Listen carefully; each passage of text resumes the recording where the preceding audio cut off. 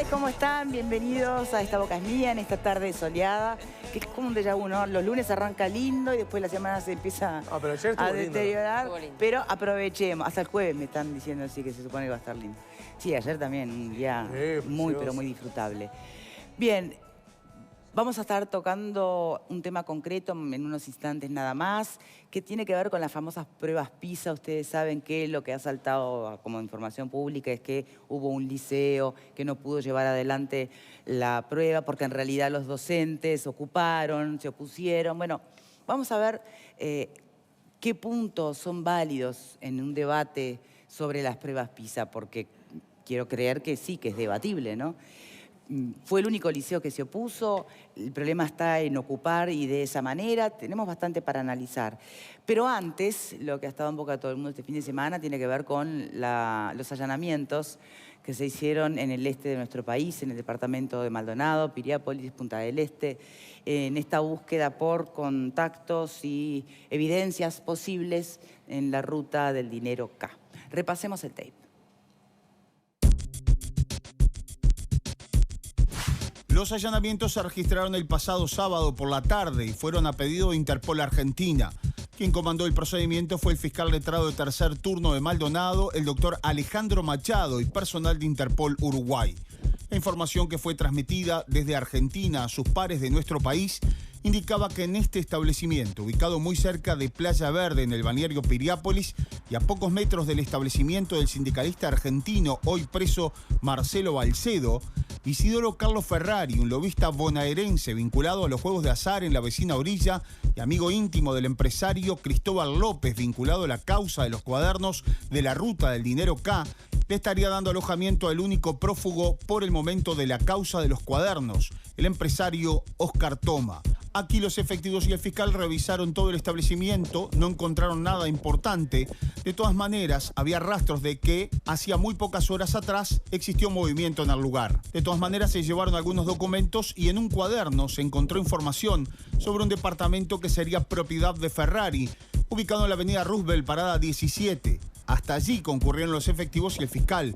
Se trata del departamento con el número 1801 de este edificio de nombre Parquemar Bosque, el cual está ubicado exactamente frente a la Casa Presidencial, en plena avenida Roosevelt de Punta del Este. Aquí, según una fuente de la investigación, confirmaron que el fiscal y la policía entraron al departamento y no había nadie, solo muebles. Ferrari hace al menos 4 meses que no duerme en este lugar y los vecinos dicen que no era de traer amigos aquí. Por otra parte, Telemundo pudo saber que personal de inteligencia, de Prefectura e Interpol Uruguay también fueron al puerto de Piriápolis, donde Ferrari tiene una embarcación a la cual visitaba periódicamente. Aquí los investigadores, portando fotos de Toma y Ferrari, buscaron dar con el paradero de ambos, pero tampoco los encontraron. Telemundo pudo establecer que Ferrari es asiduo concurrente a restaurantes de este lugar junto a su mujer, sus hijos y un perro, que generalmente llega en la parte trasera de una camioneta pick-up color negro.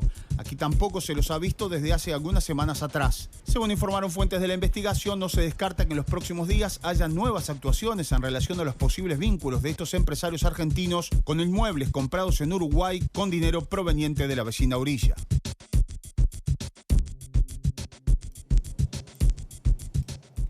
Bien, yo no sé, pero ya tiene bastantes días lo de los cuadernos de la coima, la figura de los arrepentidos, la causa que se está investigando, de prófugo Tomás y la recompensa de los $500.000 que ofrece el Ministerio de Seguridad de Argentina. Digo, ¿a quién le sorprende que en estos allanamientos no aparezca nada?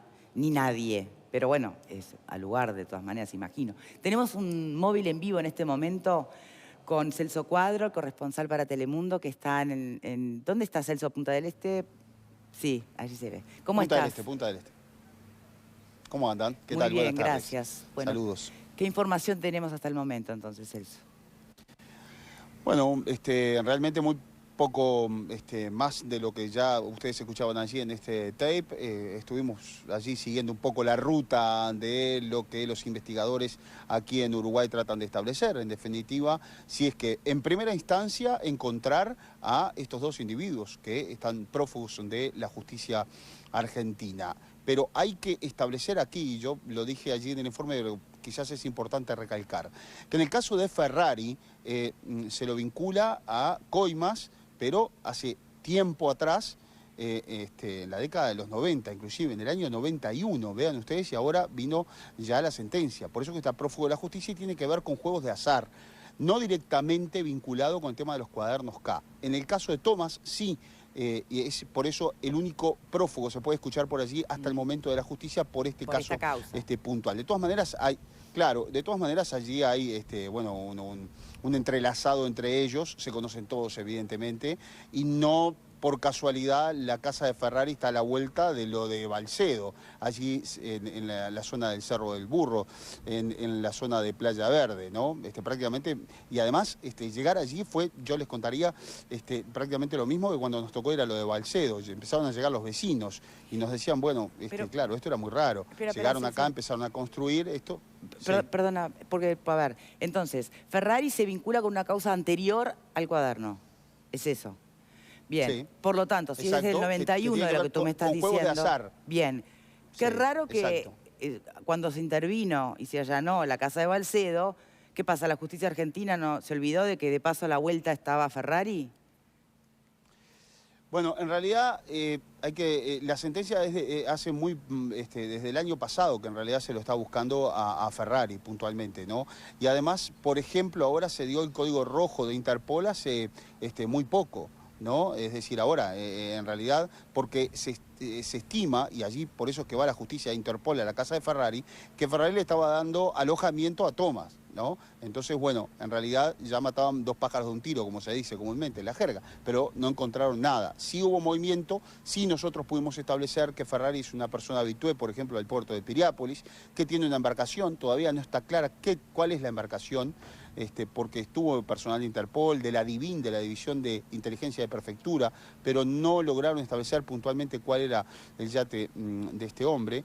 Y bueno, sabemos que se movía por allí, ¿no? De esta manera, con una camioneta negra, con el perro, con la familia. Ahora desapareció hace un tiempo, ¿no? Eso hay que decirlo también. Ya desde hace unos meses no se le ve. Tampoco se le ve aquí en este edificio de Punta del Este, frente a la Casa Presidencial. Yo estuve hablando con algunas fuentes por allí que me decían que era común verlo. En verano estuvieron, había mucho movimiento, pero prácticamente hace unos meses, 2 o 3 meses, que ya no se lo ve por ningún lado. Quizás fue porque comenzó todo esto de la investigación del dinero K y demás, ¿no? Y bueno, no se ha logrado establecer el paradero de ninguno de los dos, ni de Tomás ni de Ferrari.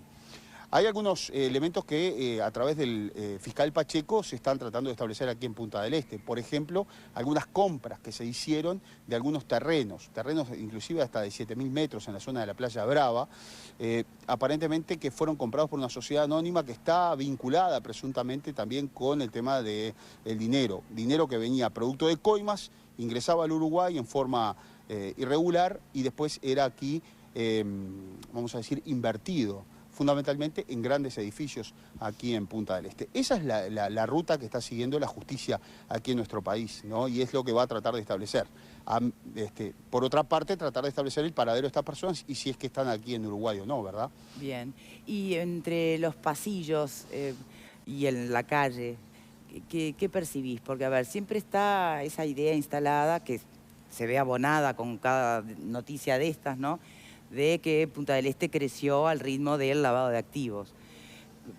Esto de alguna manera, esta causa concreta y las eventuales vinculaciones con el Uruguay, con nuestro país, ¿comprometen en alguna medida, te parece, el futuro turístico de la zona o tal vez las autoridades que se han sucedido en este tiempo del propio departamento? ¿Qué se escucha por allí? Es muy buena tu pregunta y hay un razonamiento en relación a esto y lo veníamos conversando con otros colegas que también estamos siguiendo el tema de esta causa y que me ha tocado ya desde que estoy acá muchas más, el caso de Lázaro Báez, por ejemplo, allí en el Entrevero, donde también estuvimos en un allanamiento, donde no se encontró nada, pero que se acercó alguien y me dijo, sí, está bien, a ver, esta gente le da trabajo a un montón de gente también. Entonces acá tenés eso, ¿no? De que en definitiva, acá es lo que vos decís. ¿Qué se dice en los corrillos? Bueno, en realidad que Punta del Este creció por este dinero, por dinero que hace décadas está llegando, no de ahora, de estos últimos gobiernos, sino ya desde la época menemista inclusive. Entonces, hay a ver, se ha creado, de esa misma manera ha llegado un número importantísimo de gente aquí a trabajar, las construcciones de estos edificios, el trabajo que dejan esos edificios, los lugares. si uno se pone a rascar y a rascar, mirá, pero por lo que nosotros hemos podido establecer, es muy difícil saber de algunos. Por supuesto hay casos, claramente digo, de los cuales no se puede poner en tela de juicio, pero hay algunos que son realmente muy raros, ¿no? Yo me acuerdo, llegué en el año 2009 acá y me llamaba la atención, vivía en la Plaza México, allí detrás del Hotel Conrad, y cómo se compraban algunas mansiones, vamos a decir, y prácticamente se tiraban al poco tiempo y se construía un edificio enorme, un edificio que después lo único que uno ve es que está 1 o 2 departamentos con la luz encendida, es decir, que hay muy poca gente, ¿no? Y cómo se sostiene todo eso. Ahora, ¿es viable construir un edificio para vendérselo a 5 o 6 personas? Bueno, ya es un tema de la justicia, pero la opinión que todos tenemos acá es que en definitiva esto no es de ahora, es de mucho tiempo atrás. Y bueno, que hemos dejado hacer, en definitiva, por lo que estás contando, es que el sentido común a veces es interpelado ante imágenes como la que tú planteás, ¿no? Monstruos nuevos, con muy poca ocupación, y queda en el y sí, debe ser, pero hasta ahí vamos, ¿no? Digo en la opinión pública general, en gente que como nosotros que no tenemos sí, poder de actuar o investigar. Claro, hay algo... Hay algo que tiene que ver con la justicia, lo investiga la justicia y bueno, por ejemplo, la Torre Lobos, una torre enorme, muy lujosa, con características muy importantes, allí tenía su apartamento Eugenio Figueredo, Carlos Curvelo Tamaro, procesado por el tema de la Operación Campanita. Digo, a ver, no quiere decir que pegado está la Torre Trump. No quiere decir que todo esto sea producto justamente de un lavado de activos, lavado de dinero y demás, pero bueno, son cosas que llaman la atención. Y qué delicado también, porque no se puede ir detrás del dinero por sí mismo, ¿no? Hay mucha gente que lo tiene bien habido, que cumple con todas las normas y que se da el lujo de comprarse un bruto apartamento y punto, ¿no? Perfecto, claro, exacto. Y eso se mezcla acá en Punta del Este, sí, ¿no? Como también se mezcla en Miami, como también se mezcla en Panamá, lo sabemos, ¿no? No quiere decir que esto sea un paraíso fiscal, pero en realidad muchas de estas edificaciones, si uno empieza a preguntar, dice, bueno, sí, pero esto fue la época de fulanito, menganito, cuando llegaban los argentinos, colocaban el dinero, que en realidad, y bueno, hay gente que ha invertido acá en Punta del Este también, mucha gente que ha invertido, por lo tanto es un hilo muy fino, ¿no? Que yo no me atrevo a cruzar, es una línea final, no me atrevo a cruzar porque sería realmente un atrevimiento hacerlo, pero sí la justicia tiene algunos indicios en algunos lugares puntuales, y esto hay que recalcarlo, en algunas construcciones inclusive, donde, bueno, ahora se está investigando. Producto de ese dinero de los últimos tiempos y producto también de dinero de mucho más atrás, ¿no? Una pregunta, ¿cómo es la seguridad? Tal vez no tengas la respuesta porque no sé, no tendrías por qué en concreto, pero la seguridad en el aeropuerto de Jahuel. En el Jahuel ahora ya, bueno, en realidad allí opera la policía aérea, sí, yo he entrado al Jahuel, hemos hecho algunos informes y más, no que tienen que ver con la seguridad, pero sí con, por ejemplo, lo que significa la llegada de helicópteros, aviones y demás. El Jahuel nunca ha sido un lugar marcado como de ingreso, por ejemplo, de bolsos o dinero o demás. A ver, claro, pero la pregunta es si se revisa. Es lo mismo que la Armada Nacional, que ahora dice que en Carmelo no le andan los radares. Entonces, claro que no aparecen bolsos, si no hay nadie que detecte nada. Exacto, exacto. A ver, es un balneario internacional donde mucha gente utiliza los jets privados, los helicópteros y demás. Son clientes habitué, vienen siempre. Muchas veces comparten con los funcionarios y demás allí, son conocidos. Los controles son los que, los controles son los que tienen que haber, pero en definitiva, o debería tener que haber, ¿no? Yo no lo creo que sea tan light como lo que se mostró, por ejemplo, allí en el caso de Puerto Camacho, que lo mostró nuestra compañera Mariana Retén, ¿no? No es tan así, ¿no? Digo, por lo menos lo que yo he visto, aquí funciona la policía aérea, hay gente de la aduana, está mucho más controlado. Fue un aeropuerto internacional hasta hace muy poco tiempo, ¿no? Hasta que empezara a funcionar la Laguna del Sauce, ¿no? Es diferente, me parece que es diferente en este caso por lo menos, ¿no? Bien. Y no es aquello que se muestra tampoco de lo que era el aeropuerto internacional de Carmelo, ¿no? Claro, no es Melilla ni es Carmelo, ¿no? Pero claro, la carencia de funcionarios y del Estado, mirá que está en muchos lugares, ¿no? No solamente en estos aeropuertos. O sea, los que viajamos sabemos que hay lugares que prácticamente los controles son muy básicos, ¿no? Te diría. Bien. Celso Cuadro, muchas gracias. Nos contactaremos contigo en cuanto surjan nuevos datos y haya más información.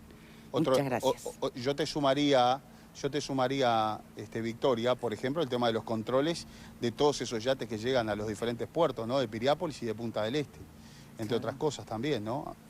Yo no sé si son revisados a full este tipo de embarcaciones.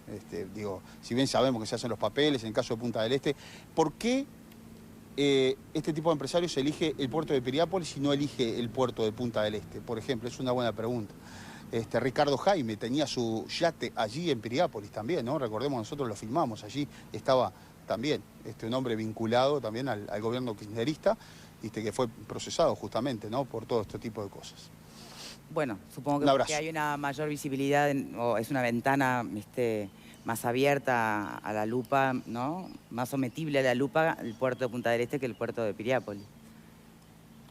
Yo creo también que bueno, se buscan ese tipo de alternativas, ¿no? O Puerto Camacho en Colonia, por ejemplo. Celso Cuadro, muchísimas gracias.